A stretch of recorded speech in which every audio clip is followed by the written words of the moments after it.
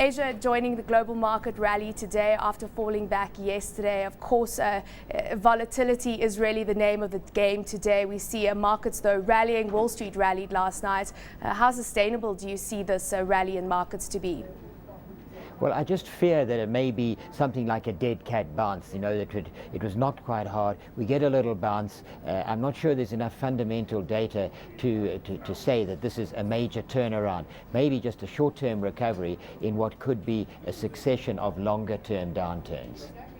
Green across the board today here in South Africa. Yes. Resources particularly rallying up 2.6% at this stage. One of those stocks that is trading to the positive, but not by as much as some of the other stocks like BHP Billiton is Amplats up 0.7% to 538 Rand 62, settling that wage dispute that has been ongoing, and a 2-year agreement there reached with the unions of between 8 and 10% wage increase.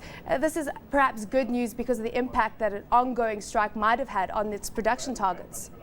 Oh, absolutely. It is good news. There's two ways of looking at it. The first is they've avoided a lengthy, protracted strike, and that really just hits them to such an extent it simply cuts the revenue earned in.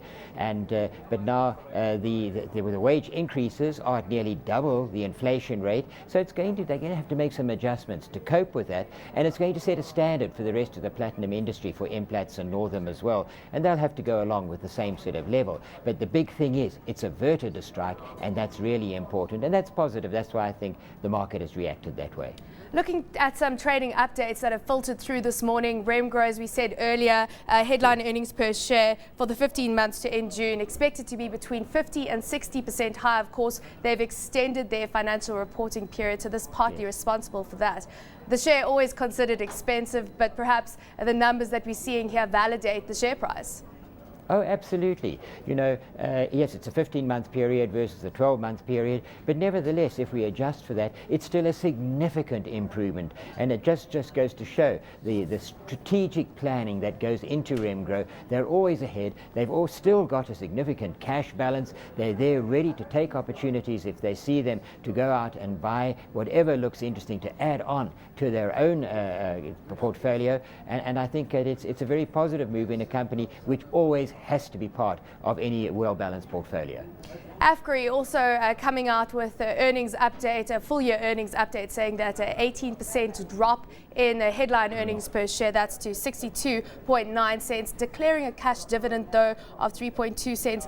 But I suppose the number's really just a sign of the times of what's happening across the board in sectors with the economy really not back on a sustained and solid growth path yet.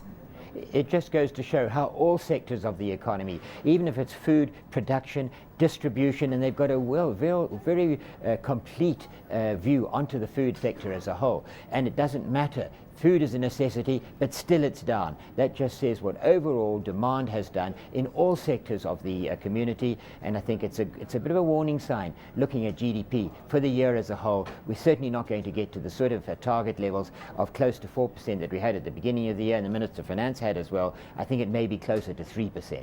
And of course that also having implications for jobs targets here in South Africa. Let's just move on to another blue chip stock that has reported today, Richemont, a 35% jump. Yes. There in the 5-month sales in constant currencies, beating expectations, an indication that the rich continue to spend. Asia also supporting those numbers.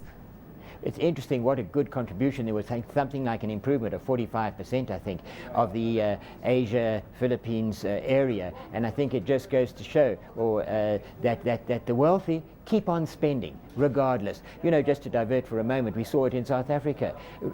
We saw vehicle sales up by 10 or 12%, but they still sold 160 Porsches. Proves the point you just made. The wealthy keep on spending, and that's what's going to sustain Richemont. They've got fantastic brands, and in these new areas where they said themselves, the number of new millionaires and billionaires in Asia is just rocketing. That's a guaranteed expansive sales outlet for them.